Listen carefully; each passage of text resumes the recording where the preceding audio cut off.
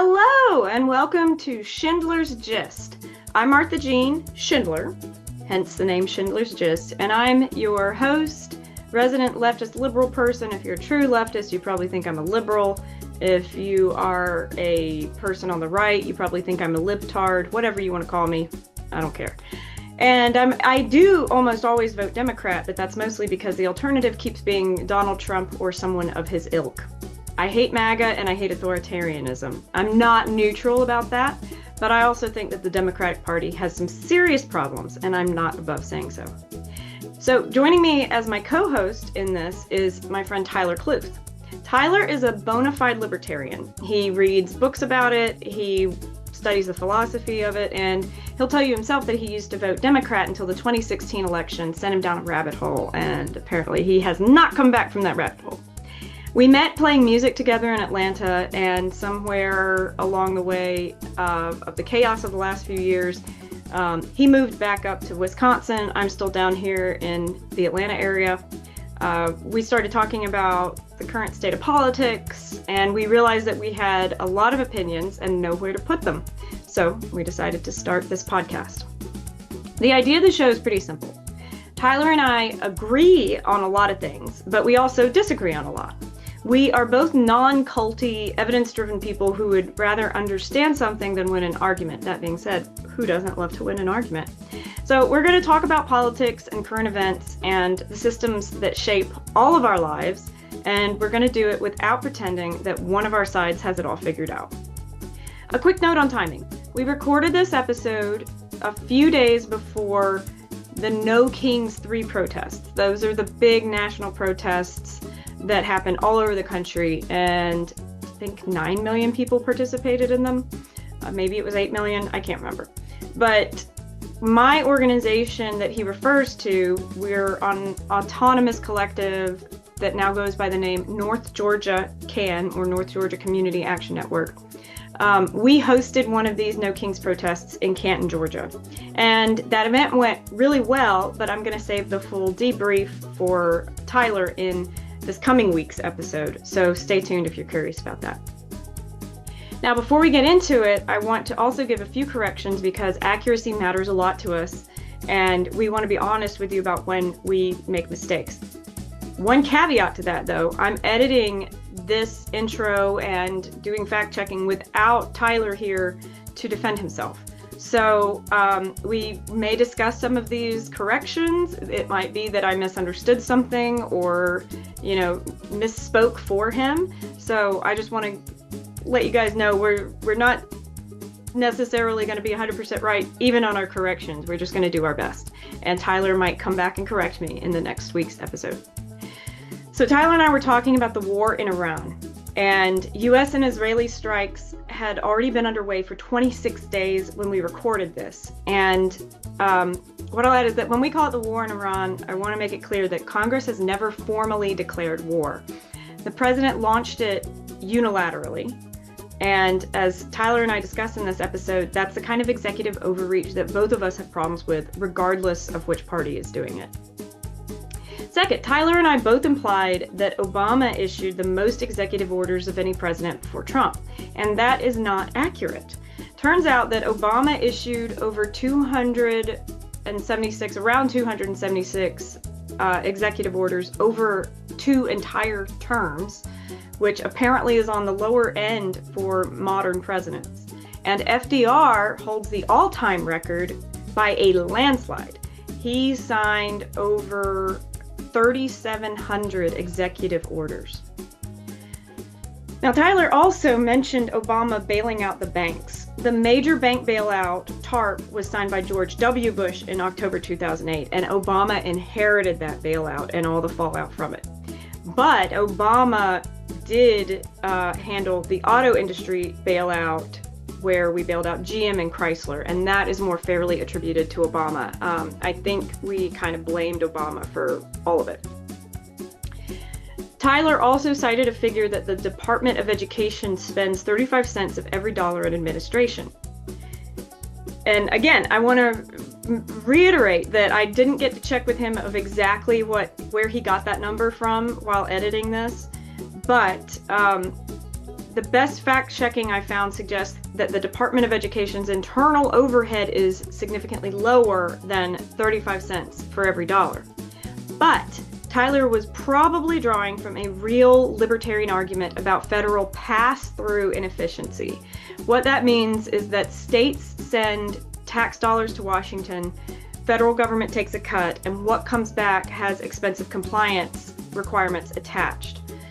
So that can mean that in theory, we are accumulating additional costs on administration. So that point is definitely something we should debate and dive into. I just want to say that the 35-cent figure does not hold up, and don't hold our feet to a fire about that. And finally, I referred to Joe Biden's cognitive decline as dementia a couple of times, and that's not fair. He was never officially diagnosed with dementia. The decline was documented and visible, but I should use more careful language than a clinical term he was never given. That being said, watching Donald Trump, I'm definitely going to call him a dementia-addled moron. I'm going to diagnose him with psychopathy and all kinds of other things, and then I'll probably give you a disclaimer every time because I like to speak freely and say my opinion. And the dude seems like he's a dementia-addled sociopath. So anyway, with all of that on the record, here is episode 1 of Schindler's Gist. All right, so this is Schindler's Gist. This is an attempt to document the horrors of our modern political systems and come up with solutions. Does that sound right to you?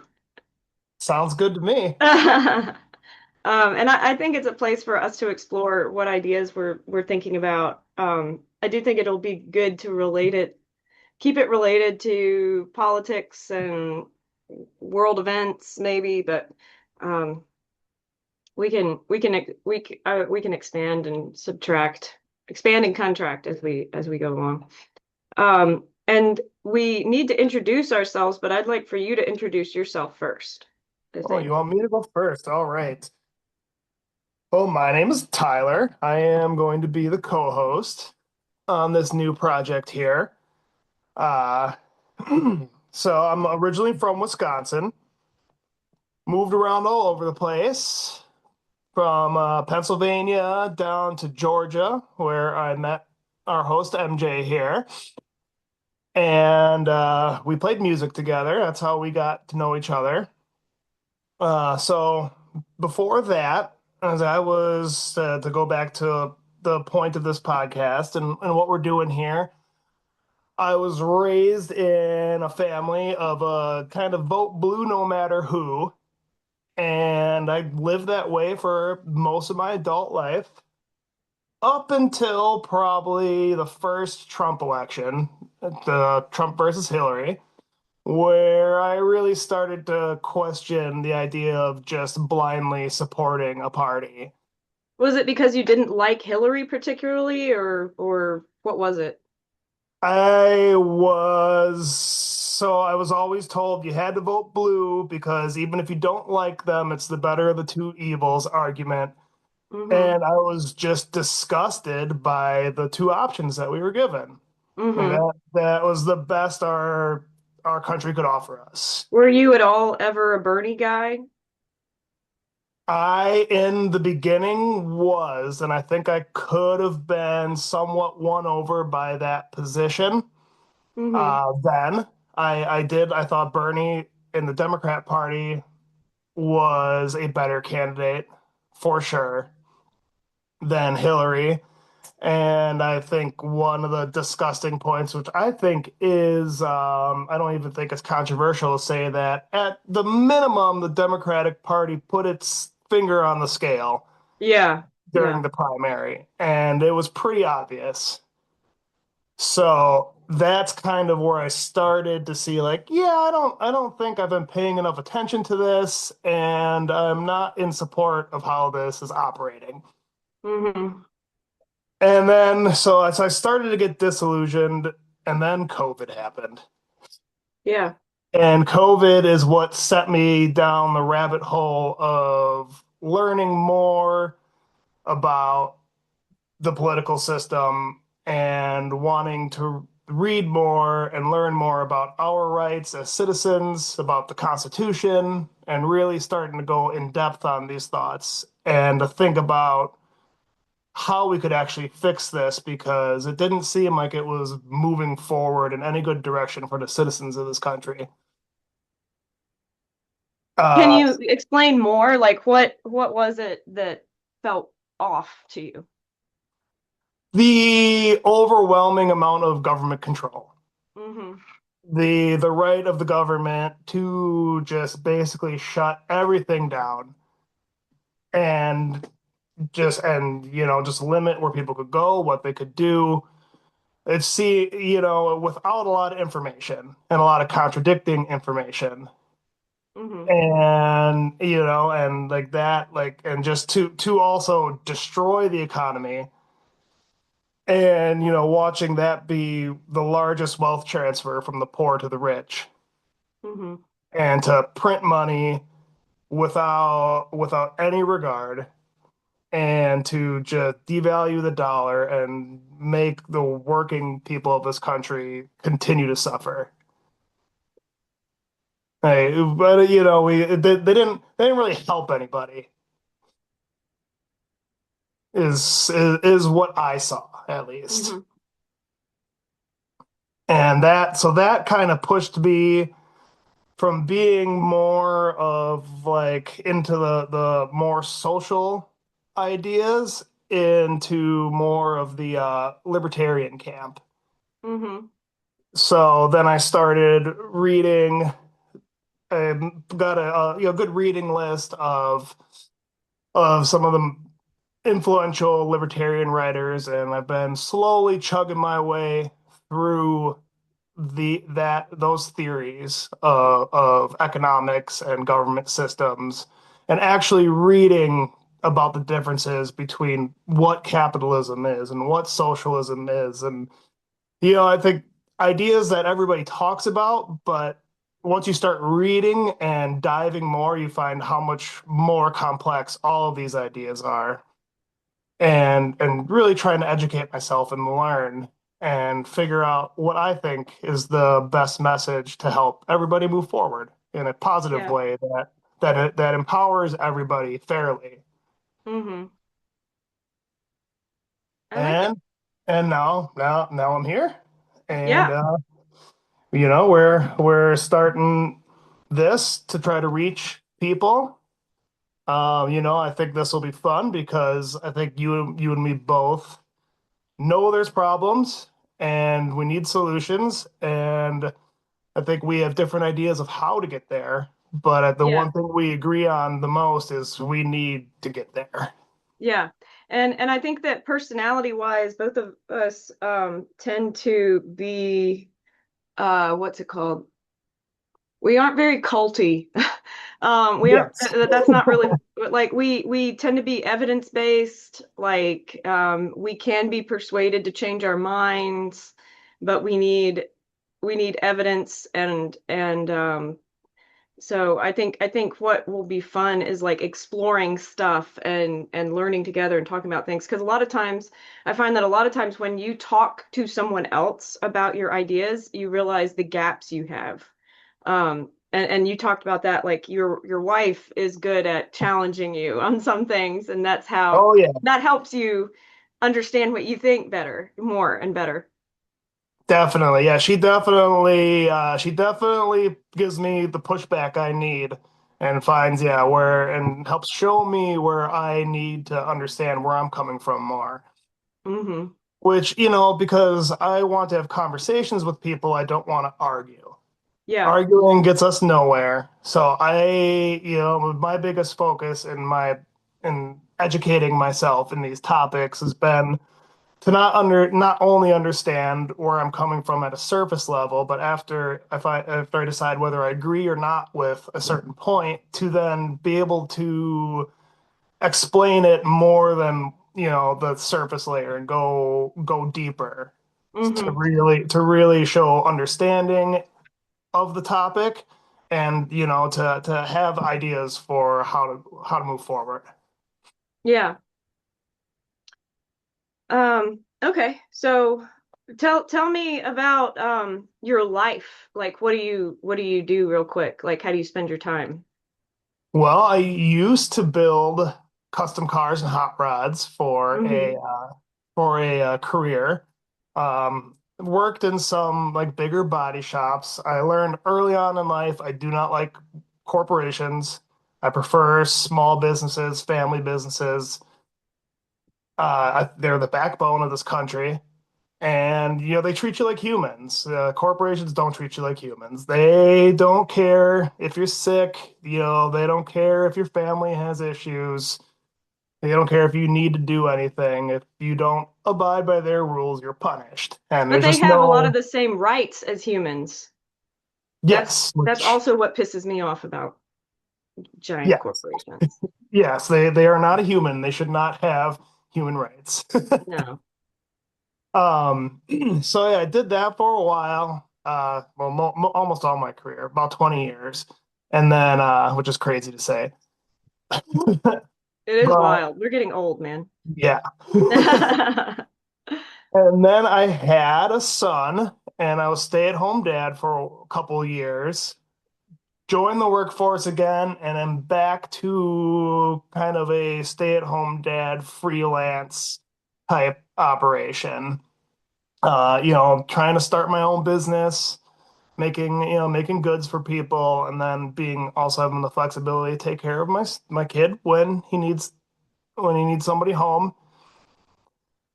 And yeah, it's kind of been my my path so far in Hmm. that way.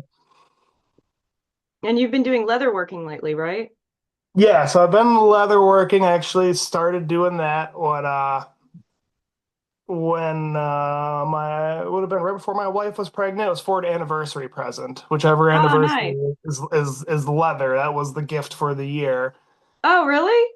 Yep, and that was the first thing I made. Oh, I went to Hobby what? Lobby and I bought a bunch of just little leather tools and I made a Oh, little jar wrapped in leather for her. oh, that's cute. I didn't know that.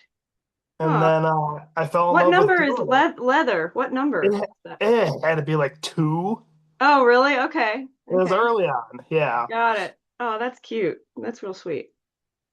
And that's become a big fascination of mine and really fun to learn. I love making things, so it's a good path, a new path of making forward for me. And Mm-hmm. then obviously, as you know, I play music on the side. Yeah. Yeah. And how's that going? It's going good. I'm busy, about to launch a second project here soon, which we haven't even talked about. But with Oh, one of yeah, the people nice. in my band now, but me and one of my band members is starting a separate band of a little bit of different genre to add to getting out, be able to play more music. What genre? It'll be more, the band I'm in is more like blues that we mix some like folk and like Colorado style grass into. Mm-hmm. And this will be, and I play upright bass in that. And Yeah. then this is more of like a Americana folk Oh, with cool. a little bit of grass mixed in, where I'll Nice. be actually playing guitar and singing as opposed to behind the bass. Cool. I'm jealous. I've been feeling creatively stuck lately. Like, I tried to, I decided I was going to start doing a show once a month to try to make myself play because I like, in theory, I like performing and playing, and I think it's good for me. And then I was like, I don't, okay, once a month is too much. I don't want to deal with that. And then I also was just like, I don't even know what to do with I don't it's like I think I'm just too stressed and I think music can be a great stress reliever and art, and stuff. But I was Hmm. reading, do you like what's his name? The He's the guy who Common Sense with he does a ton of history podcasts. Dang it, I'm forgetting his name. Common Sense. Common Sense. That's all right. We'll Dan have our Carlin. producer. Oh, Dan Carlin? Yeah, yeah, I love Dan Carlin. So, he had a post on, he had a post on, I'm forgetting all the words. It's so great that we could edit this. Let me think. Substack. So Dan Carlin has a Substack. Oh, And I kind of want to read it to you because I felt like it was really okay. So let's see. All right. Never mind. I'll have to go to Reddit where I found this. so Dang. Dan Carlin has been a wealth of knowledge for me. Yeah. Like, yeah, just I mean, the ridiculously like long amounts of time he goes into these subjects is amazing. Yeah. Okay. All right. Found it. Um, so he said, I'm not sure what to write here, but I thought some sort of an update was warranted. It's March 25th, and I haven't gotten a piece of audio content out this year. Now, some mitigating factors are involved. Life intervenes, some hand surgery for arthritis, plus some normal family stuff, but I don't think that's the main issue. After much introspection, I think it is just hard to talk with passion and enthusiasm and improvising with no scripts about events thousands of years ago on the History Show when such momentous ones are occurring to all of us right now. And I've tried doing a Common Sense with Dan Carlin show several times to deal with all of that, instead only to be thwarted by the scope of the problems and the pace of events. What if I'd done an in-depth Common Sense show on the Greenland fiasco, for example, or eating the cats and dogs affair? I don't think I gave this Substack page enough forethought in terms. I thought this was interesting because it shows the way he thinks. Like he's so com organized in the way he thinks. I don't think I gave this Substack page enough forethought in terms of the way I put it together either. Theoretically, I could have been using this to fill audio release gap with some written thoughts. But for example, when I first joined Twitter, I made sure to have two separate accounts, one for the history show and one for Common Sense, dealing with current events, politics, opinion, etc. That way, people who had no interest in the latter stuff didn't get bombarded with it. I didn't do that on Substack, and so I've limited its value as a tool to use when I can't seem to get the audio done. I've not created a space for the current events commentary to live, not yet anyway. But we are living through absolutely momentous times and dangerous ones. Don't allow yourself to be gaslit about that. Any fan of history can see it. And as someone who fretted for years and bored the people around me to tears about the trends we are now seeing play out, it's personally a bit of a crisis for me. I spent my life since I was a teen paying attention to ideas and approaches and arguments to keep from reaching the point we've reached. I wrapped my whole career around it. I'm less well equipped and, of course, totally inexperienced with dealing with things now that we have arrived here. I feel I have less useful commentary to offer. I don't know how to get us out of the mess we're in. At that point, what's there to say that's helpful? I'm sure there's something, but I haven't figured out yet what it is. But it's haunting me and it's thwarting me. It is sapping my energy and I feel angry and I feel stuck. Normally, when I have things to say, I will talk your ear off. I'm silent these days. I've turned inward and want to read and study rather than communicate, even around the house. My wife is driving me nuts saying, "Are you okay?" all the time. But I'm worried about, yeah, I'm worried about the future. I think all intelligent Americans are. And like a computer that gets co-opted trying to figure out the value of pi to the last digit, my mind goes over our circumstances endlessly and without answers or resolution. I've tried to keep a foot in the game. We have two accounts on the Design to Divide international propaganda hellscape that is Twitter. I'm too old for name changes. The history one, at Hardcore History, is really more for updates and release announcements, which you'll get from me on Substack too. But the DC Common Sense one is the one where I try to give my 2 cents. It's surely much easier to type a few sentences on there than to find the vim and verve needed to put together a good improvised show. And I seem to be just as able to upset people and bots, even with the app's character limit. If Ben asks what I've been doing on Twitter, I say, just culling the audience again.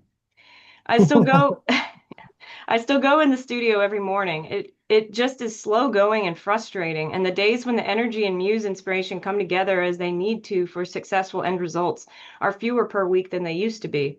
And maybe this is just age, maybe it's that the traditional vast amounts of coffee seem almost powerless over me now, or maybe it's the weight of the times in which we live. It would be nice to not be thinking about politics or the latest dangerous, divisive nightmare every day from the moment we wake up. But that's not the reality in which we currently live. Stay safe, everyone. I hope you're all okay. I will release anything I get done that I like whenever I get it done. Thanks for being so patient with me. May you live in interesting times, right? All right. Yeah, yeah. And then what really stood out to me was a lot of people were saying that let's see, it that he's hit a creative wall in a way because what he does is a form of creativity. And a lot of other people were saying that they felt the same way. And I think some people are finding escape in some kind of art or creativity, and some people feel more paralyzed based on just reading this and how I feel. But I've been feeling more paralyzed. Like, I want to be escapist. I want to be able to ignore stuff that's going on, but I'm too anxious and on edge to be able to let go and be in the moment as much as I think I should be able to, you know? Mm-hmm. No, I definitely feel that. But kind of where he said where he doesn't know what to do in this like time right now in this situation. I think that's where like what we're doing, I think, is like this right here is I think Yeah. what to do is to try to get out and inform like or not even necessarily inform. I'm not saying that I'm trying to self-educate myself, but at least like Yeah. spread ideas that either of us agree with. And I think it also what needs to be done is to show people that you don't have to be in the same you don't have to be on the same team because this is like Hmm. basically team sports at this point. Hmm. You don't have to be on the same team to get along. Yeah. We can disagree, we can we can work through, but if you're willing to listen to each other Hmm. and get over that barrier, Yeah. uh, I think that's the biggest hurdle Hmm. is everybody just being able to talk about ideas without getting upset or shutting Yeah. down. Yeah. Yeah. So we did not get your intro. Okay. I can do We need mine now. we need that.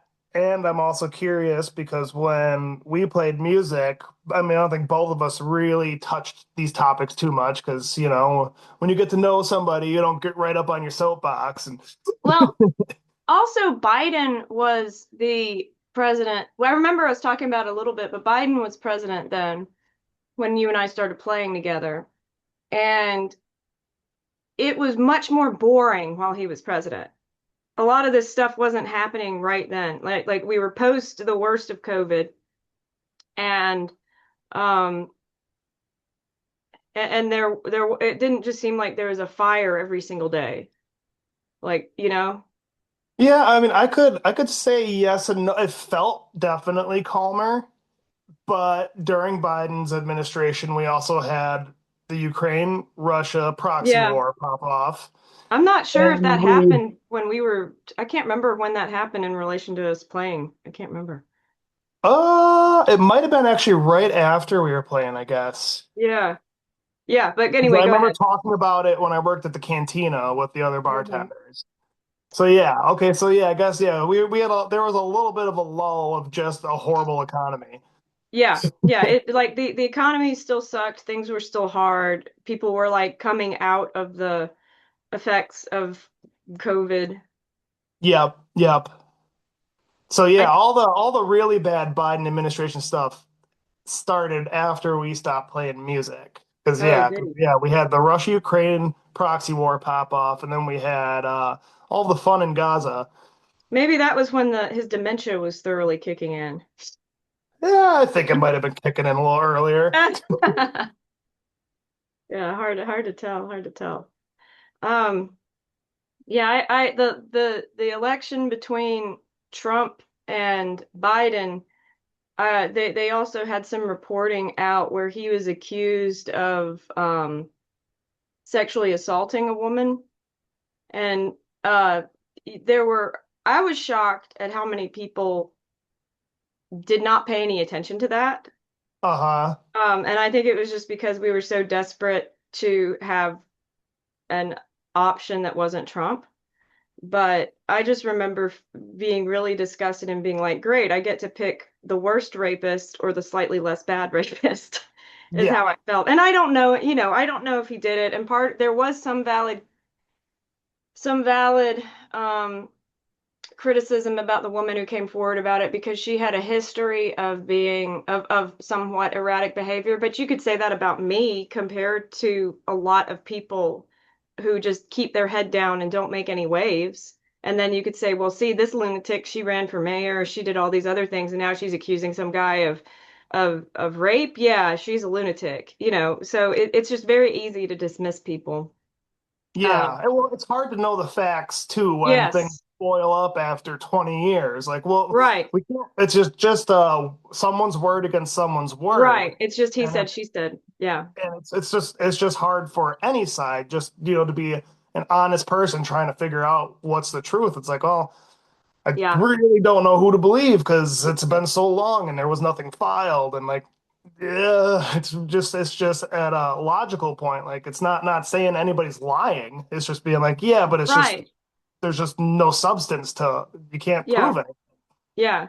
And then what are you supposed to do with that information anyway after he's is that really going to have any bearing on your decision at that late in the game when there wasn't another option? It was just down to Trump and Biden.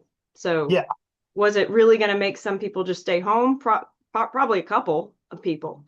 But I mean, if they were concerned about rapes and assaults, even at that point, Trump still had a much longer list. So it seemed like somebody was throwing stuff at the wall to see what would stick, and it didn't really stick.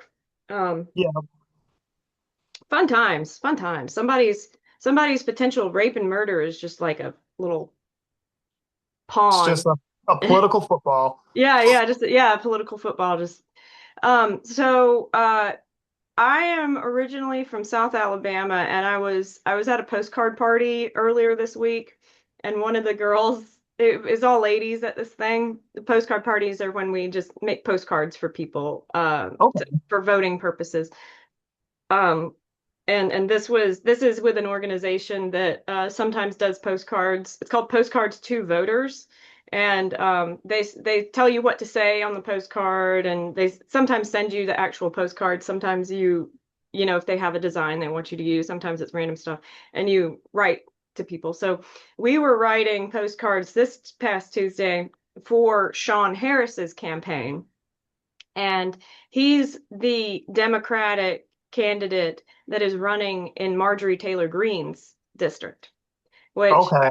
I didn't realize when I moved up to Woodstock how close I was to Marjorie Taylor Greene's district. Oh, really? Yeah, she's like a county away or something. Oh, Um, okay. yeah, yeah, and so that's been interesting. Um, but yeah, he's a ex-general, retired general, and is a very moderate Democrat, like not Democrat in name only exactly, but he is just extremely, extremely moderate center, Gotcha. yeah, Democrat. So Almost, I mean, I don't, would you almost consider that like the Southern Democrat, like what people used to maybe, call them? yeah, maybe actually, yeah, yeah. That might be a way to put it. Yeah.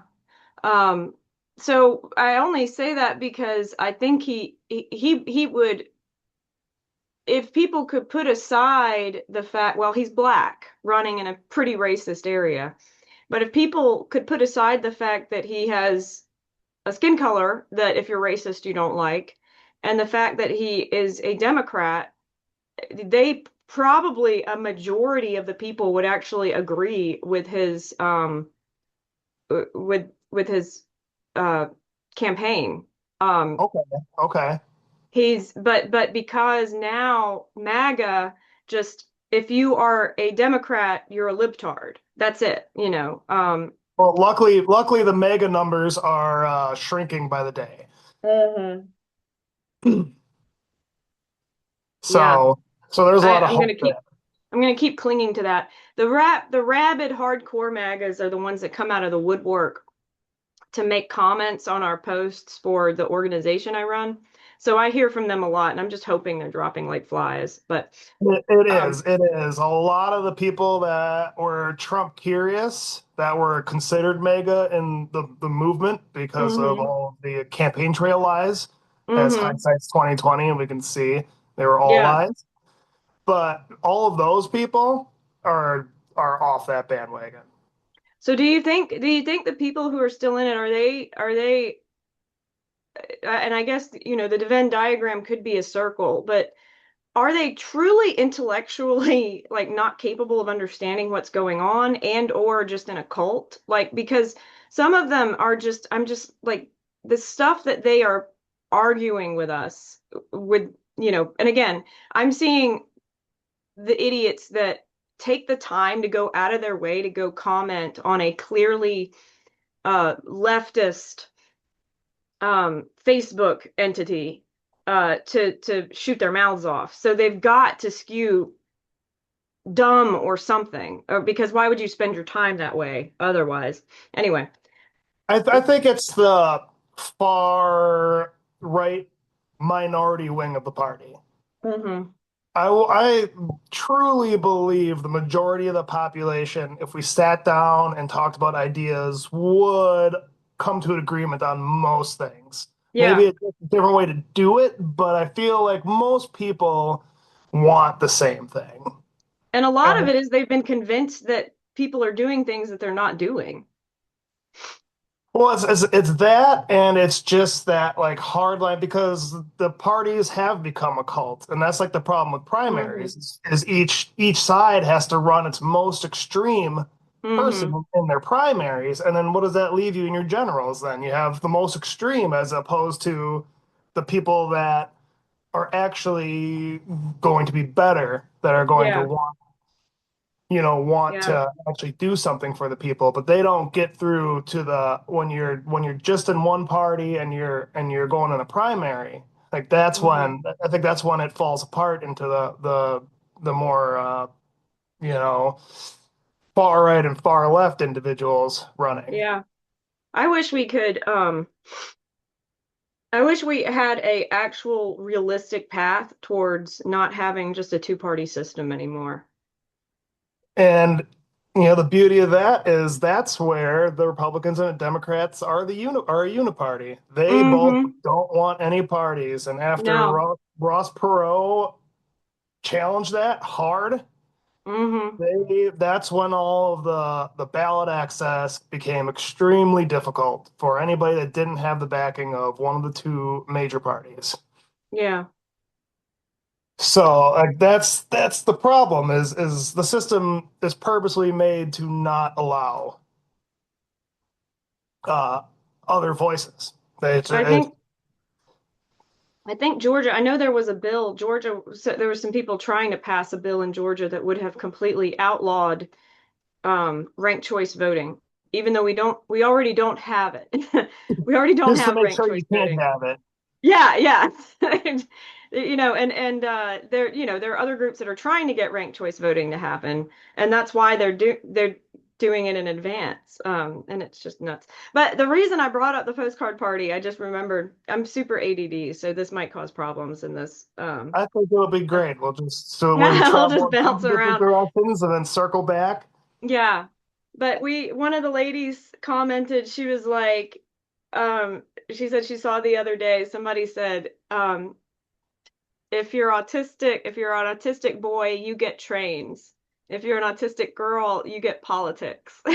And she was talking about herself, and I was like, I feel called out because my dad subscribed to Newsweek and Forbes magazine when I was a kid, and I would just read everything that I could get my hands on.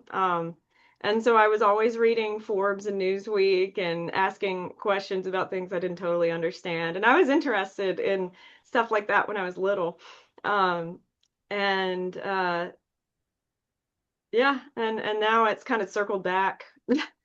Yep, Um, yep. I I found recently, let me see, where did I put them? I don't know where I put them, but I found these protest posters that I made in middle school when my school wanted to institute a uniform policy. And I was like, uniforms are fascist, and did it, and I found them and recently, and I was like, oh, I've always been like that. Okay. uh, I forgot about that part of me. That so the reason I would rather be doing almost anything else than something related to politics. It makes me angry. It raises my blood pressure. I think most of the stuff that happens in our society that's controlled by the people in power is stupid and self-serving. And so it's very frustrating. But I feel like, well, back when Trump got reelected and, the Project 2025 stuff was out, I was reading about all the things that were probably coming around the corner for us. And I was very stressed out.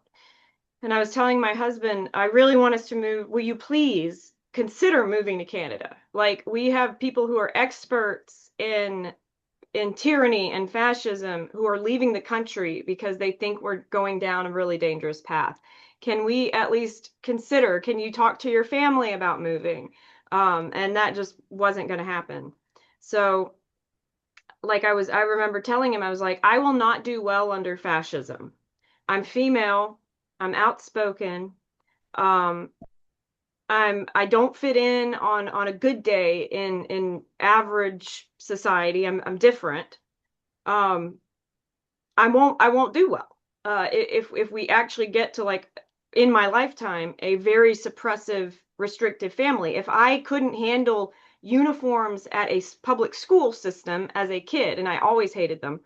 They had them from the time I was sixth grade all the way up to uh, senior year. If I can't handle that, I'm not going to be able to handle some oppressive society that wants to subjugate women overtly, very overtly. I already chafe at some things that happen in society. I'm not going to do well if it's worse. And so, for my own sanity, I felt like I needed to figure out how to fight back. And I also needed to find more people who are like-minded, because when I moved up here to Woodstock to move in with Jared, where you and I met down in more Atlanta proper, it's much more liberal and much more diverse. And when I moved up Mhm. here, um, like, the moment I realized how conservative it was when I voted in the 2024 election, and there were so many races that were unopposed on the ballot. And I was just like, Mhm. oh God, I've moved back to Alabama. I thought, I moved to Atlanta area because I wanted a more progressive, um, more diverse, more opportunity type of place, and, stepped into a more conservative area when I moved up here. So that's why I started the group that I called Woodstock CAN, which stands for Community Action Network. And honestly, I just picked the name because the URL was available and it was a decent acronym that Yep. sounded positive. And you can play games like Woodstock CAN, da da da da da. We can Yep. Yep. together. Yep. We can, whatever. We became shortly after I started. We started just as a book club because it was a way just to get like-minded people together and talk about ideas. And the way I started it, because you've asked about that, was I went on to meetup.com and was looking for groups like what I wanted, and I didn't find any, but I found one that was defunct. It no longer existed. Like, it didn't have a manager, a leader. And so it was just sitting there waiting for somebody to take over leadership of it. And that's how Meetup works now. If you let, like, your subscription as a manager expire. And I Okay. don't really like Meetup's platform. They charge a ton of money. So I just messaged everyone that I could on there and told them, hey, I want to start a group like this again, but on a different platform. Would you be interested? And I had 3 people show up and meet me the first time. Or 2 people, so it was 3 total. And we started a book club. After that first meeting, only 1 person continued, but the book club grew. And then Trump just kept doing things that were kind of inflammatory. So every time we had a meeting, it continued to grow. People were interested in the group. We became a chapter of Indivisible. Are you familiar with Indivisible? I am not. Let me take a sip of my coffee. In another episode, I might get into beefs with Indivisible because we are no longer an Indivisible chapter. And we have Gotcha. I have very strongly held opinions about why we are no longer a Indivisible chapter. But Indivisible is a progressive, nonpartisan grassroots organizing entity. So they have a couple of different nonprofit arms that do slightly different things.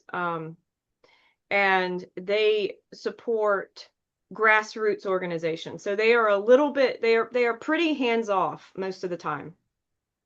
They were started by two people. I forget, it's Ezra and Leah. They're a married couple, and they were these people had some political experience, obviously, for them to be able to start the organization and get it off the ground so much. But they were kind of modeling it after the Tea Party, because the Tea Party movement, and interestingly, Tea Party movement started here in Woodstock, Georgia. Their office is located here. Oh, I did not know that. Yeah.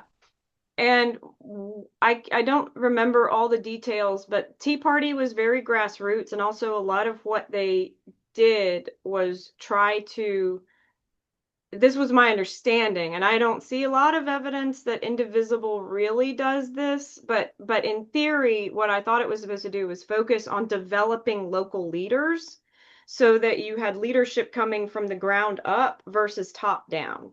So instead of having like one person work its way to the top of the Democratic Party and then be able to be like, hey guys, obviously I'm going to be like your candidate, right? Like me.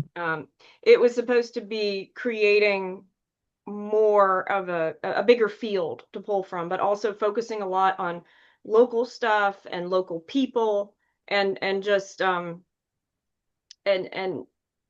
in ways that the parties themselves don't do, and being nonpartisan. I liked that because they do end up supporting the Democrats a lot, because in a 2-party system, that's kind of your only 2 choices, right? Like you can, a lot of times those are the only 2 valid choices. And so they do end up going with the least bad of the 2. But they still would openly criticize the Democratic Party sometimes, and they also have partnered with some of the other smaller parties, like Working Families. I'm pretty sure they've partnered with them. I know they've had joint events with Working Families Party, and I think even the DSA. I'm not sure about some of the others. So we've gone through some interesting phases as an organization. As a group that is no longer part of Indivisible, that means we have a little bit more freedom to do some things that Indivisible would look down on. As just an example, technically, like there's some things about if you are getting money through Indivisible because of the legal structure that Indivisible, the organization is, there were limitations on how we could use that money. Gotcha. Yeah. And then it all made sense, but we are a little bit more anarchic now. So we can do anything that is legal that our participants want to do. Okay. And we focus a lot on local stuff, But obviously national things affect us too, so we end up doing a lot of things related to that. We still try to follow a lot of the campaigns that Indivisible is doing if we think it makes sense for us. Like we are hosting one of the No Kings protests this weekend. Do you know about those? You guys are probably going to have one, right? I don't know if there's one going to be going on here this weekend, but they did have their No Kings marches here throughout the summer. And Mm-hmm. I guess I don't think I said where I am other than Wisconsin, but I'm in up north. I'm in Eau Claire, which is kind of out by the Twin Cities, but on the Wisconsin Yeah. side. What's your So what's your zip code? 54703. So we're the only like city this side of Wisconsin within like you can go to La Crosse, which is like the other bigger one that's about an hour away. Yep. And there's not much. You're having a No Kings this weekend. It's going to be at Oh, okay. Owen Park at And Owen this Park Band Shell. is and it's a college town. So actually I think this is one of the only places in Wisconsin that went blue in the last election Nice. because Wisconsin is, famously a swing state and a battleground state. Do you like to go to those things, or is it, or does it not do it for you? I can't handle the hypocrisy of the No Kings Uh-huh. because I feel like most people just mean not your king, but my king. I think that can be true. I think the people that I talk to would disagree with you and say, no, we don't want any king. But I think that functionally it can end up being that way because of the way our systems are. Like what really, practically speaking, was the difference between Hillary Clinton, going back to that, like the fact that we didn't have an opportunity, I think for the last two elections, we didn't really have a transparent ability to pick who we wanted our Democratic candidate to be. Yes. Not really. So how is that different No, from being a no. king? The Um, Democrats did not practice democracy but at we do all, have, especially the yeah, last election. yeah, They didn't hold primaries no, and they and anointed a person yes, to run for the throne. yeah. But I think I would say that most of, like, everyone that I talk to openly has problems with that. So I understand feeling like it's hypocritical, and there probably are some people, but if it makes you feel any better, they're because they're not, because it's a non-partisan entity that creates them, that creates this, you do end up getting a pretty big wide swath of people from a lot of different perspectives. Yeah, I mean, but it is also pretty much, at least in what I've seen, it's all Democrats. Well, maybe that's where you are. Yes, and I'm just saying in my what I've seen, but I Hmm. mean, and I do think it is mostly a Democrat issue right now. I don't think you have Republicans out there saying no kings. No, you don't. But that's going to happen. That's what's going to happen if we only have a two-party system, like Yes. that's kind of I the mean, option. I guess my thoughts are is we've kind of been operating under a king imperial federal government for at least the last 100 years.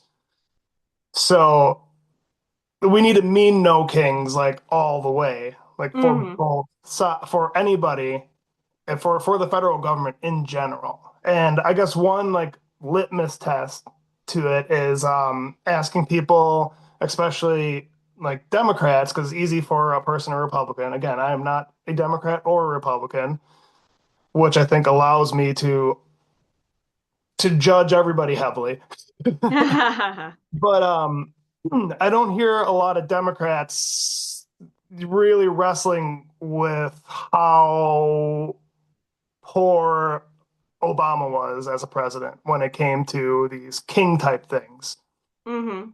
And he's just he did a lot of very king type moves. We bombed Libya, destabilized the government, and created open air slave markets Hmm.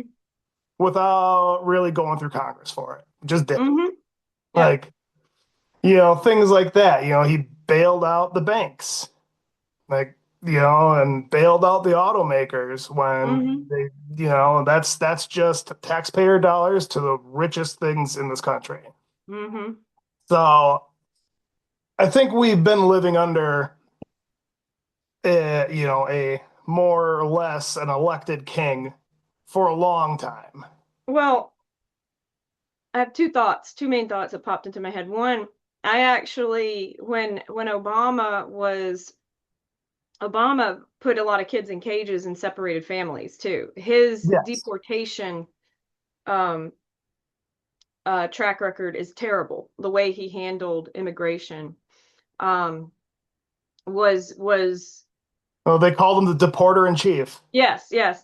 And I did actually I ended up joining the Libertarian Party in protest. I was so mad at Obama that at one point in time I joined the Libertarian Party. I don't think I'm still a member. I don't know. I don't care. I'm fine if I am. Um, but there were people who were upset with it at that time. I think you're right that none of the big organizations ever want to admit they like top down, they never want to admit there was something wrong with their champion, right? So Yep. they're never, I don't think they're ever going to. I hear individual people saying that they have problems with these things, but also my main question is why does it matter and why is it important? Because we have people like it reminds me of comments that I get on Facebook, not trying to compare you to my Facebook trolls, but we get people all the time who say, well, well, Biden did this and Obama did this. And I'm like, yeah, motherfucker, he's not a president anymore, so I don't give a fuck what he did.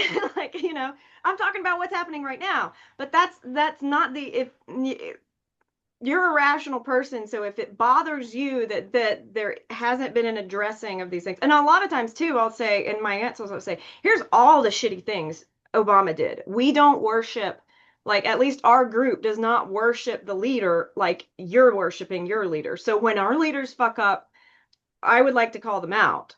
Um, and I do think that leftists in general tend to do that more, and that's part of why we are so like we don't have a good block. We tend to attack ourselves more than just falling in line behind a leader. But I don't necessarily think they do it intelligently. Like it'll be on bullshit kind of stuff sometimes too. Yeah. um, Yeah. but And anyway, no, why no, does it matter? Why do we need to grapple with what Obama did or didn't do if he's no longer president? so I think I have a good answer for you. Because I'm not trying to give you whataboutism, because Mm-hmm. whataboutism is a weak way to come at a complaint or an argument. I think it's more, I don't think nearly as many people think that their elected president, the one they supported, did bad things. Mm-hmm. They think that it's always against the other party and the bad things they do. But when their party does the same thing, they don't necessarily. They turn a blind eye to it. Yeah, because Yeah. Obama had a lot of executive overreach. He didn't Uh-huh. he have the most what are those Executive executive orders. orders before Trump? He Yeah, had some. before the Don. Yeah. Um, and I think it's just important, which is I think why it's great that we're talking and trying to get this stuff to light. It's important to understand that both parties are just as guilty of this. They just are guilty of it in different ways, but Mm-hmm. they're both doing the same thing. And to change things moving forward, that needs to be understood first, because if in 2028 the Democrats run Gavin Newsom and everybody falls in God, I line, hope they don't do but something but stupid every like that. but it's Gavin Newsom and JD Vance, okay? Oh, And fuck. and Fuck and me. Democrats all fall in line because we can't have JD Vance, which I think there's Yeah. no way he has a chance anymore anyway. But just saying that, like, Gavin Newsom will be no different No. than Obama,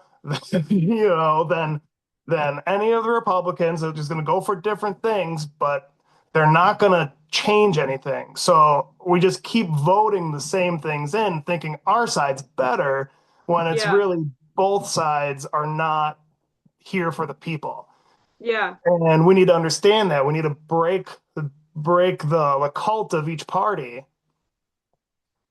to then get people to Yeah. be done because and that's the thing is why that's why I was saying we have had a king for a long time because Mm-hmm. Congress has unconstitutionally offloaded all of its responsibilities to the Yeah. executive branch. Yeah. Trump shouldn't be able to do all this stuff that he's doing, No. except Congress, under mostly Democratic Congresses, have voted all this stuff away, which is unconstitutional anyway, but we don't follow the Constitution anymore. Are you sure it's mostly Democratic Congresses? Yeah, because a lot of this, because Republicans didn't control any government for the majority of the 20th century. What about I'm not not during saying everything. the Reagan era or the Bushes? So the Bush, well, not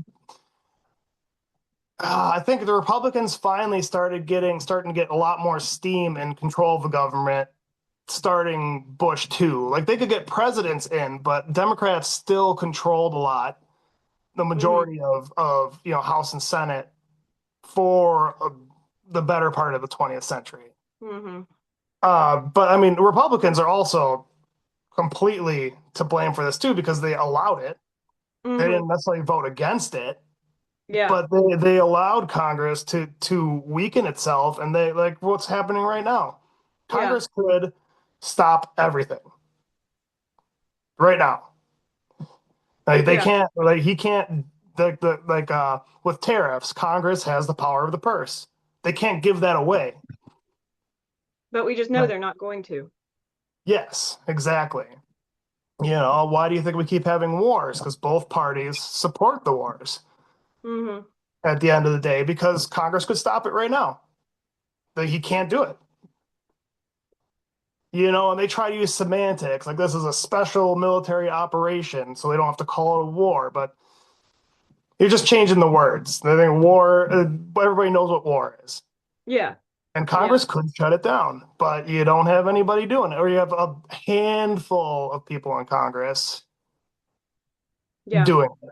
And I think that's like the biggest message is they're all lying to us. Yeah. And if we keep voting the same, what do you expect to change? Mm-hmm. So what you were saying about not being able to admit that your guy is wrong, like I firmly believe that if somebody or an entity does something wrong, if they will not admit it, like if they keep pussyfooting around it, then that's almost a guarantee that they will do it again. If they cannot say that unless you can get them to admit that this was not a good idea, that I shouldn't have done that and I will not do it again, if they just have excuses for their behavior, there's no reason to think that they won't repeat it. And that's why a form of apology isn't just like to make you feel better. It's an admission of fact, an admission that something went wrong and that I need to avoid it again. To me, it's like facing reality. And if they won't do it, then they're probably just going to keep manipulating you. So I can Hmm. understand that. Yeah, and I guess because like I said, I've really moved out towards the libertarian movement. I don't really think either of these political parties that are in control right now are a solution forward. I don't think voting for these people can make much of a difference, Well, especially at the federal level. Not to say the state level. State level and local levels I think are different, but the federal level, I don't I there yeah. needs to be a shakeup. I think it's really telling that the Democratic Party has not come up with any new way forward. Have you seen commentary about that? Just like overall. Yeah, like there's no people have said the Democratic Party needs to have like it can't just be not Trump. We need to have a vision Yeah. for what the future and there are people there are really smart people who are aligned with Democrats who have presented ideas and talked about it and written books and saying this is what we need to do. This is what the Democratic Party needs to do. But the party, so when I say party, I don't mean like random people in the party. I mean like leadership wise. Yeah, you mean Leadership, the big political entity, like yeah, the yeah, DNC. yeah. And I really think they're controlled opposition.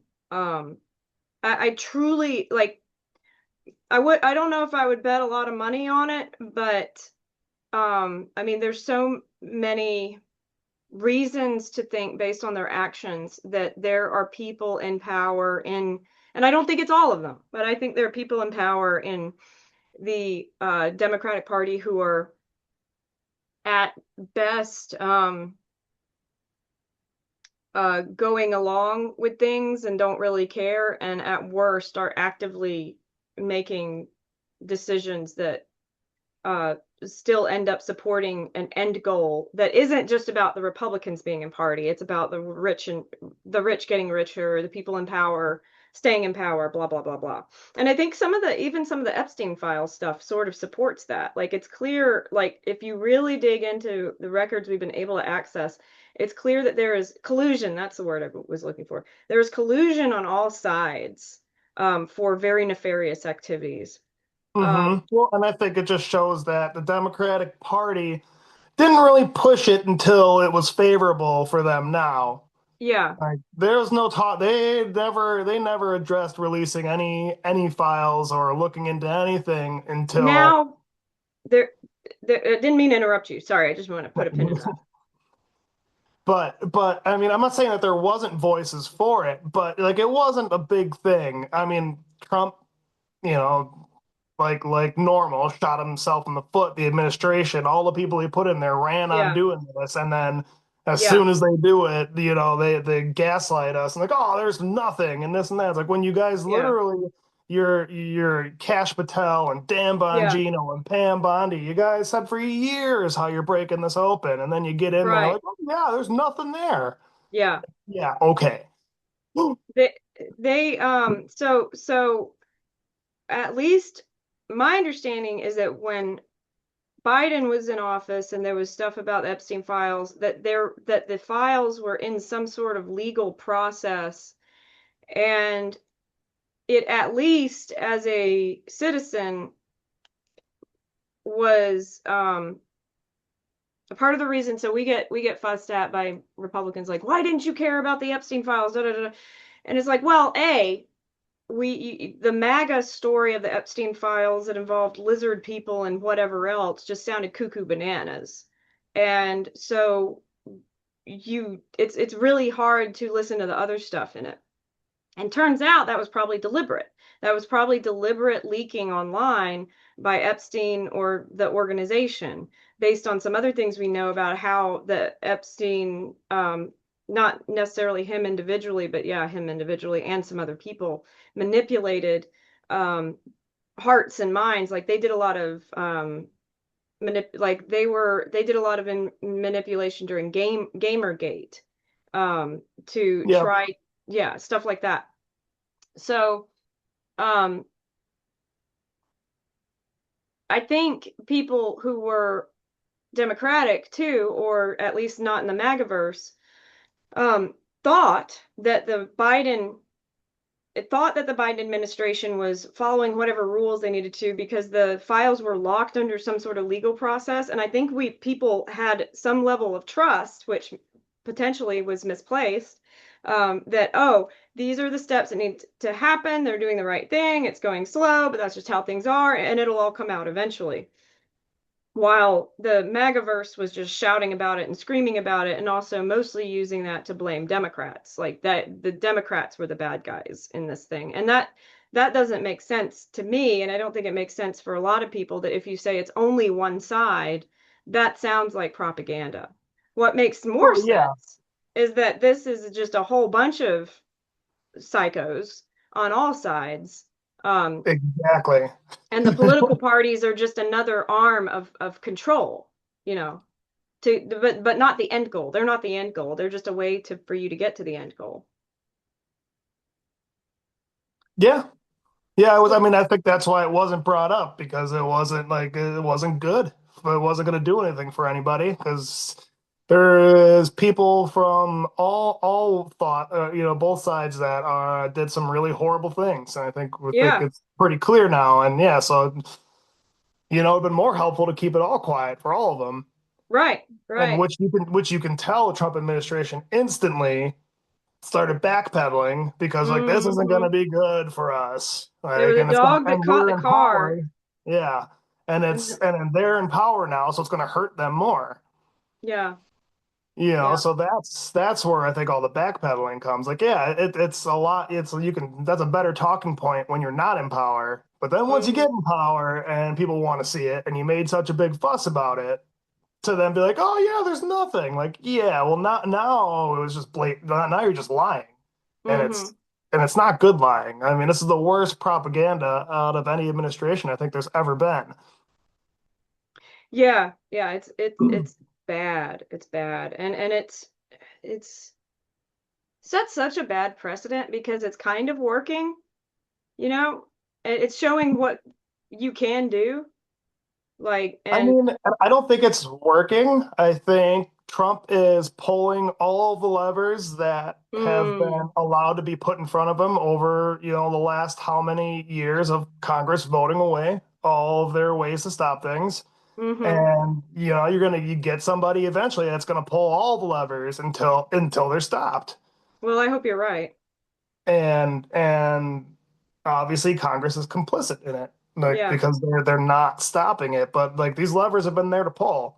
yeah. I mean, the war in Iran right now, it's the most unfavorable war in at least modern day, probably all of American history at the Mm-hmm. beginning. Like it has such a low approval right out of the gates. Yeah. At least Bush and Cheney, put some time into their lies. Mm-hmm. They put some Yeah. time into the propaganda. Right. Like there was like no effort at all in this. They still No, can't get their story straight. We did still no. have the goal changes every 5 minutes. Yeah. Whew, and some people still believe it. It gives me a headache. Gives me a headache. Um, so I'm thinking we can record like one, not 2.5 hours, 1.5 hours, and then that should give us about an hour show. We can Probably just after see all how edited things through. go. But I wanted to ask you, so let's talk about what we're working on. So we sort of have set a stage for stuff we think about, we care about, and Yep. it's impossible to get into all.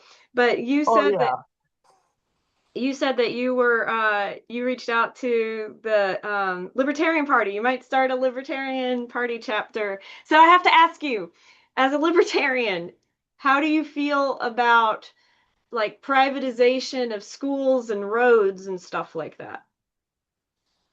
So I'm for it. That Really? that I don't think I could ever agree with you on that. that that being said, it's not like a light switch. Uh-huh. Like I would never. I would say all this like from public goods going back to private controlled. Mm-hmm. It's like we didn't used to have it, so Mm-hmm. we slowly climbed up a ladder, building all of these things through the public sector, through government and Mm-hmm. taxation. So then, if you Mm-hmm. were to be like, we're getting rid of all of it and we're going back to all private sector, it would shock the system so hard because this is the Mm-hmm. system that people, for a long time now are used to. So you can't just end it, but you can work towards it. So yeah, I think I have issues with our tax models and how the public sector runs things because government is inherently inefficient. Mm-hmm. Government only can pay things through taxation. Government makes no money. So Mm-hmm.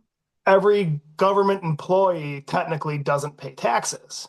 I mean, they do. They get a paycheck and the government takes tax money out, but all of their paycheck is tax money. Mm-hmm. So they're not adding to the economy. They're taking away from the economy if you look at it as an economic point. And the only way to get that money is through taxation. And our tax code pretty much hurts the middle class the most. Mm-hmm. So the middle class has to support all of this. And so, I think there's better options. And then if you think too, like by having, especially where it's starting to get easier with like some school choice and the laxing of regulations, but the government has a monopoly on education.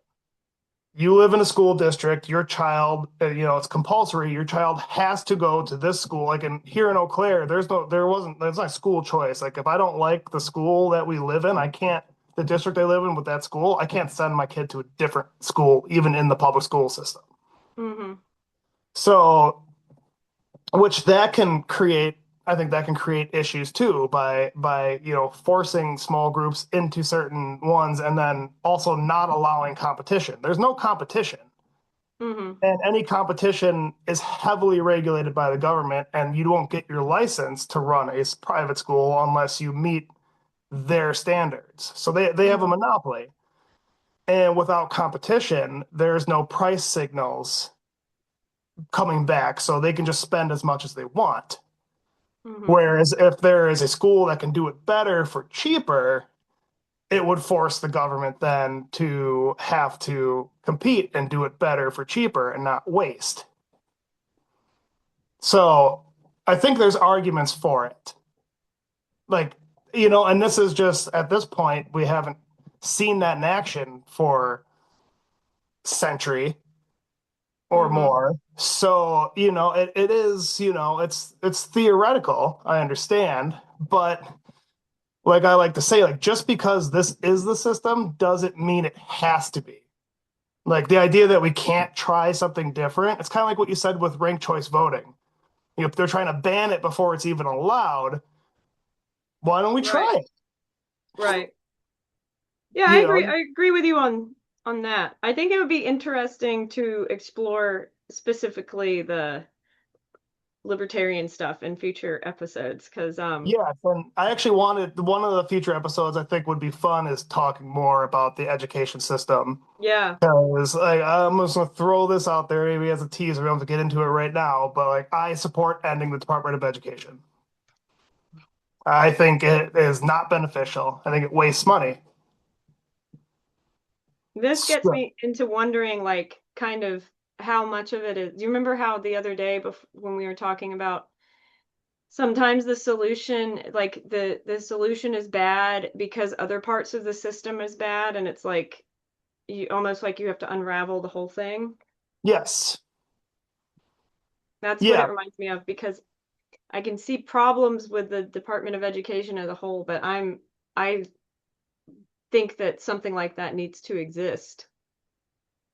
The problem is it just from what I understand and the research that I've seen is the Department of Education eats up about 35 cents of every dollar it takes in, just in Mhm. administration costs.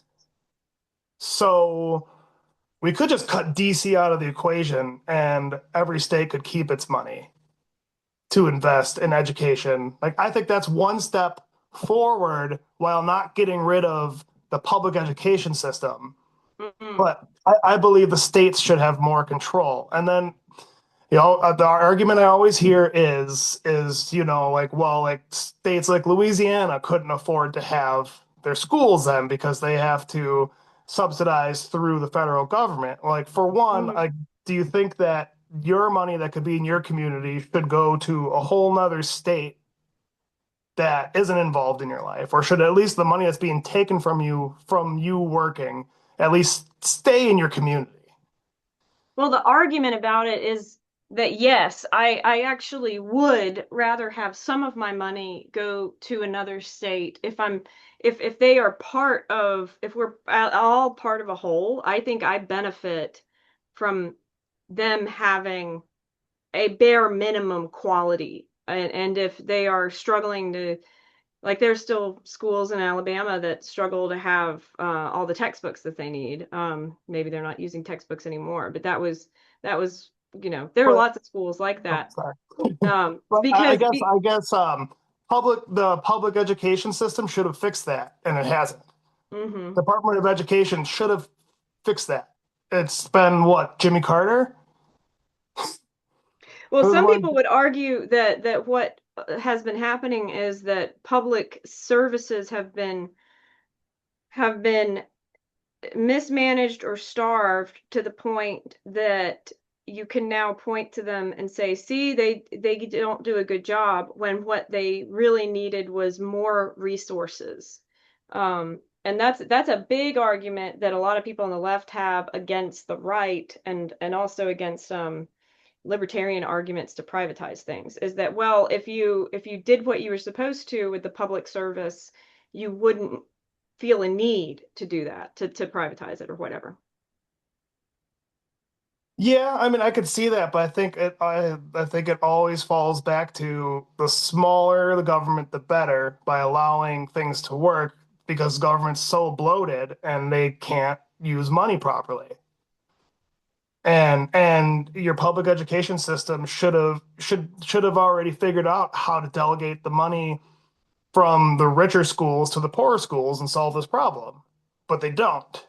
Like Well, a lot of people get why are mad inner city about it, schools still so bad but when some people will say, so it's interesting because the same argument of, why should my money go to this other school that has nothing to do with me? That's often a lot of why people don't want to distribute money to these other places. I don't know. It seems yeah, complicated. but yeah, well it is, and that's the hardest part is everything gets really complicated really quick. And it And also it also just keeps going back to, as long as there are other things broken in the system, you aren't going to be able to fix things unless you completely scrap it and start fresh. And that is way harder to do than to keep incrementally adding bad fixes to an already bad system. yeah, so to go back to my analogy of the ladders, we climbed up to the second story on a ladder. If we do like you just said, like it just needs washed out and restarted, that's like jumping off the ladder. You're gonna hit the ground, you're gonna break your legs, everything's gonna be miserable. We need to hmm go one rung at a time. hmm That now those rungs, you and me are gonna think walking down that ladder is gonna look differently, obviously, from hmm where I think from with the private sector and the public sector. But I think no matter which direction we go, it's got to be a step by step basis so we don't shock everything and make things horrible. hmm So like one thing I think I think the biggest step forward is the states need to regain their power. The states are supposed to be more powerful than the federal government. So we need to give the states the power to do the things. And also, if a state is having economic issues and it can't, like right now, the federal government will subsidize them. So hmm they don't have to focus on building industry Yeah. or things that make money. Whereas if you need companies, you need businesses, you need tax revenue, you'll figure out how to get it because that's how you support your people. hmm I think you're more incentivized that way. Yeah. And I remember doing like just a little research, not a ton, so I could be wrong, but looking at at populations of like the Scandinavian countries, because that's always the like left like stronghold of like look at these Scandinavian countries and all this great stuff. hmm They give all these benefits and all that. Like for one, like people are taxed immensely. hmm But also like but people say an individual state couldn't support its own public education system, and that's nonsense. Like the populations are very similar to many states in this country to those country many states in this country comparative to those countries. The states are as big as these hmm countries. So if they can do it, why can't Wisconsin do it? Like Yeah. Wisconsin has the same population as multiple countries in Scandinavia. That's interesting because a lot of people will argue and say, oh, look, the US is different from Scandinavia. We're so much bigger, so none of their solutions will work here. But when you break it down to, well, the states are smaller, so that ruins the argument. Yeah, I think that's interesting. Yeah, and it's just something to think about. And I think that's Mm-hmm. kind of what's helped move my view towards, yeah, like we need states to do things, but they're kind of strangleholded under the federal government right now, where it Mm-hmm. should be the opposite way, Mm-hmm. because it's supposed to be a union of states. And so technically the states are sovereign, not the Mm-hmm. country. Like the United States is not a sovereign country. It is a country made up of sovereign states. You can't amend the Constitution without a majority of the states. Mm-hmm. So technically the country can't do anything without the states. Mm-hmm. So I think we need to allow the states, the states need to take their power back, which would also push for more local involvement. If more things were controlled, in Atlanta or in Madison here, people would be less concerned about federal government policy and more concerned about Yeah. local and state policy. And they should be more concerned about local and state policy because that was also something we talked about, like how discouraging it is to see people shout about stuff on a national level and then completely ignore and tap out on the local level and not want to get involved at all. That's been a real that's been a real point of contention in my head, like thinking about why aren't people involved locally? Why won't they stand up and speak out on or pay any attention to local issues that affect them often so much more than some of the national stuff? Yeah. So, like, to bring back to the No Kings protests that we were talking about, we have big No Kings protests right here in Eau Claire, and we have an appointed city manager and no democratically elected mayor. Like, Mm-hmm. maybe we should start practicing this democracy that we want at home.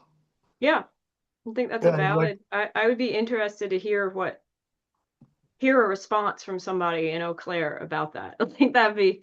I want to hear them say, well, like, well, what's the argument for? Is well, you there said, anybody working on that? Is there? I don't. yeah, I mean, not that I know of. That is one of the things I want to start looking into here. Yeah. Is like, what are the hurdles? Mm-hmm. How do you get that message out? How many people Yeah. know? Yeah. Um, So one thing that I want to do locally, like you said, I just reached out to the Libertarian Party of Wisconsin. They Mm-hmm. have no affiliate in Eau Claire, so I'm talking with Mm-hmm. them on what that looks like to get something rolling here. And then also, I've always had a big interest in writing, and I've wrote a lot of fiction. I write small, short stories that Awesome. my wife's helping me edit currently, but I've always wanted to do more writing. So I am experimenting with a couple op-eds that I can submit to local papers and magazines to write about these topics and try to get them in front of people's eyes. Mm-hmm. Um, 'Cause I've always found it interesting, and I don't see anybody writing about these kinds of things. Yeah. So that is kind of my current mission right now is, continuing to read and educate myself, but try to write and get articles out Yeah. for people to read. Are you going to start a are you going to start a sorry, I'm actually signing up for the newsletter. Hang on. For the Libertarian Party. Because Gotcha. as a Now non the Libertarian Party is a disaster. Okay, it's a mess. oh, I bet it's a bunch of libertarians. Yeah, and How there easy is it for them to well there but is that's the problem is there's very left libertarians and there's very right libertarians. So you have yeah, libertarians that believe in no borders and there's libertarians that believe in full borders. yeah. because you can kind of pick apart the ideology either way. Mm-hmm. So yeah, the Libertarian Party has a lot of infighting. Yeah. So it kind of then it gets down to like what caucus are you in, or what part of libertarian like philosophy do you follow? But So since we're nonpartisan, basically, like we are anti-authoritarian, nonpartisan, so we can align with liberty. And I just didn't think to. They didn't pop up. The libertarians didn't pop up on my radar around here, although I know they exist. So I didn't we hadn't added their stuff to our calendar, but we like to try to promote other like anybody that is not currently actively aligned with authoritarianism, which honestly the Democratic Party is questionable, but we still promote them because you know but yeah, so anyway, I'm glad you mentioned that because I just realized we actually have local events yeah, in the well, area. one thing that I guarantee you every libertarian should be for is anti-war. So One would that's all. hope, yeah. Yeah, libertarian philosophy is anti-war. Like that's one Mm. like the you know they Is it really? Do most libertarians agree with you, or do you, or is that something that you just know logically is what? uh from my reading and the libertarian hosts of podcasts that I follow and all that, like that is Mhm. a very key because war is only done by governments and war is only funded by taxpayer money. Libertarians are Mhm. against taxing. So and also one of the founding principles is the NAP, the non-aggression principle. So to Mhm. commit war is breaking the principle of non-aggression. There should only be violence if you are aggressed upon as defense. Yeah, So any offensive government war action is completely against the beliefs of the libertarian. I can get behind that. Um, I think technically I'm a pacifist, technically, because I don't believe that there is any logical justification for acts of aggression. Like even if even ignoring all of the social and just the evil and nastiness and the pain and suffering that it creates. Mhm. Even if I just ignored that and tried to only look like at any other evidence, I can't see any reason why war should be supported except as an act of defense. Yes, exactly. I I mean it makes money for the people who sell this shit and Mhm. I think Yes, it's a transfer of wealth from the poor to the rich. yes. And I mean everything, the environmental impact, the economic impact, the long-term social impact, the It's cascading just negative, it's just cuckoo bananas that anybody can.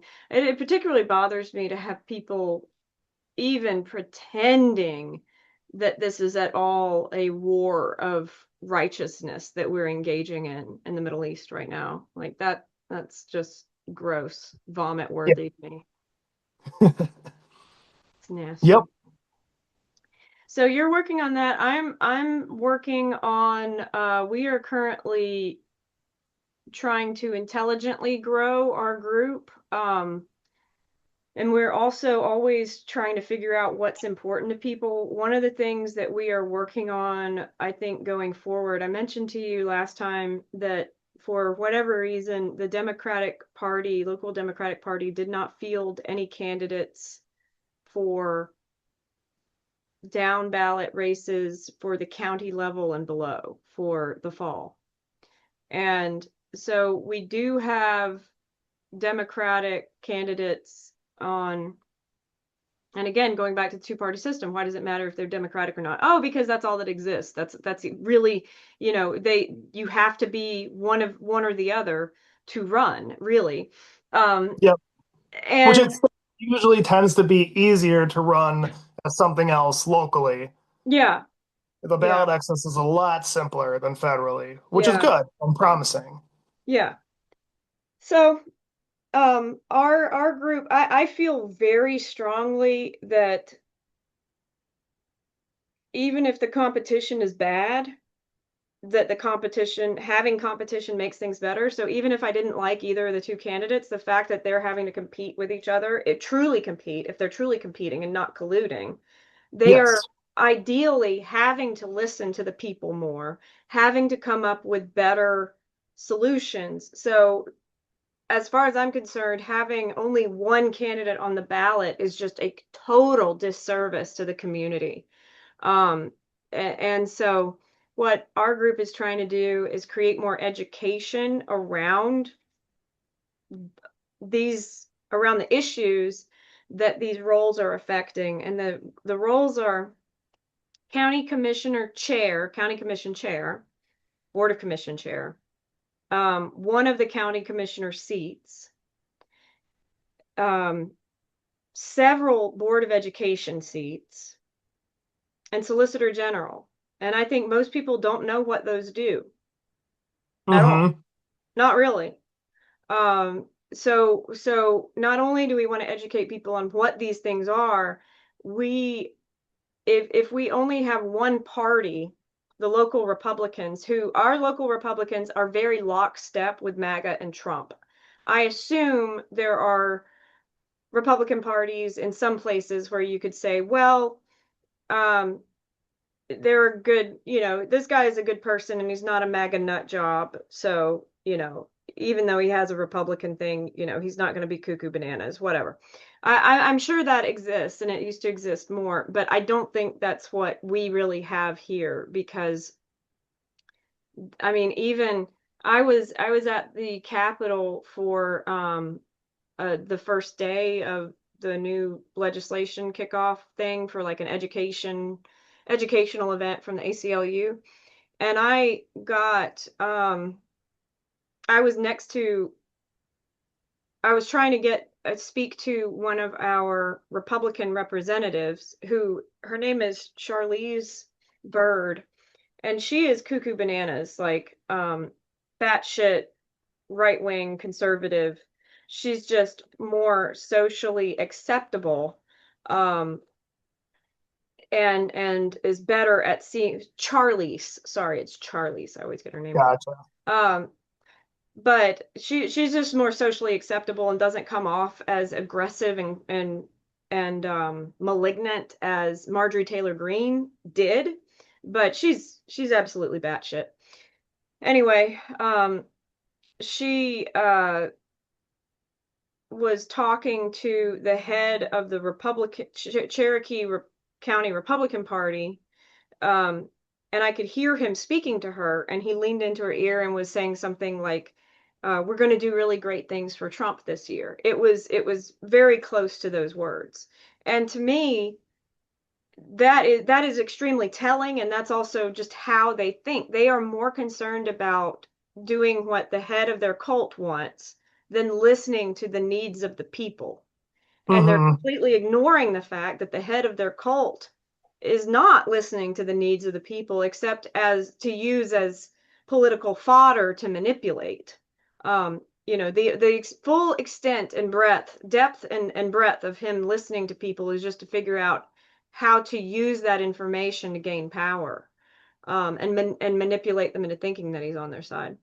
So anyway, I feel very strongly that we need to have some sort of democratic stance against these things. We need to, if the Republican Party is the only group doing, um, town halls where they talk about the issues, answering questions, et cetera, if they get to lead the discussion, and they will present one version of reality that may or may not be truthful, and we need to be able to surface other options. So that's what we want to do. And we're still working on figuring out exactly how to do that. But we do have a guy now who is definitely running for county commission chair as a write-in. And we don't, we truly, if I were a better bullshitter, I would say I expect us to win and we're going to da da da. No, we're going to go as hard as we can, but it will be almost impossible to win as a write-in. That's just extremely difficult. It's difficult to reach Yeah. everybody who's going to vote. But every vote for our write-in candidate sends a message that they are not aligned with the platform of these existing candidates, and they are aligned with whatever other platform we end up presenting.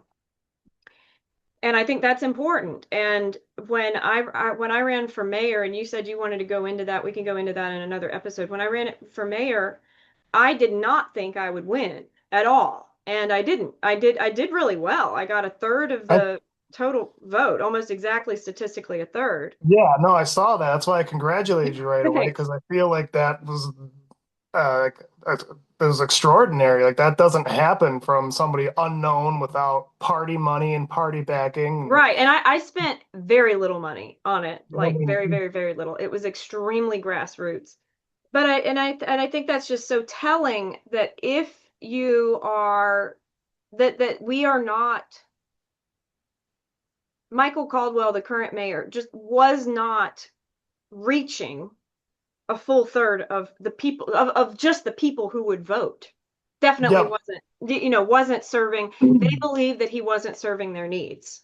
And that's really telling to me. And if they are smart, what you will see is, oh, this did resonate with people. We need to pay attention to it. And even on a county level, we have now had more discussions around um, attainable housing is the word we're using, because affordable housing, what does that mean? But attainable, I Yeah, mean, you know how people just twist words and so then you have to abandon them because somebody's manipulated them.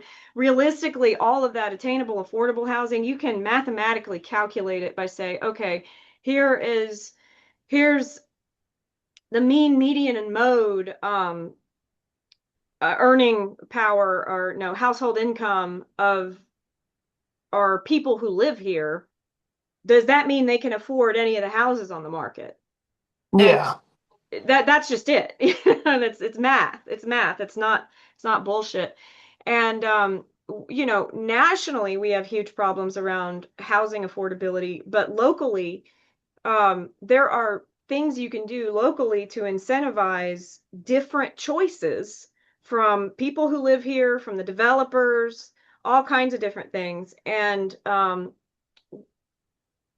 we just have to keep being loud about these options, because if you philosophically disagree with things, like our mayor has said, and you're a libertarian so you might agree with him, our mayor has said that he does not think that the government should play a role at all in housing affordability. Guess what? Whether or not he says that, because of the way our government works, anytime somebody comes up and wants to build something, the government is already fucking involved. We do oh not yeah, live in anything like a free market for housing development or commercial development. There are always at multiple steps ways to incentivize developers to make one decision versus another. And so it's either ignorant or stupid or manipulative for him to say we don't have a role in that. maybe we want to wrap there Sure. Yeah, and we can do see that. what we got. Yeah. Um, yeah, we can do that. And roll tide. Huh? I said roll tide. Well, We gotta have some way to finish it or something. Hey, yeah, that's what I was going to ask you. do you wanna make a song for it together? Like a Like song? a like an intro song. Yeah, Yeah, I think we should. We need you need good intro music. And I yeah. was like, is there any good recordings of us doing stuff? I don't know. I don't know. I could record something and send it to you, and you could record under it or over it or whatever. Yeah, we could figure something out. That'd be fun.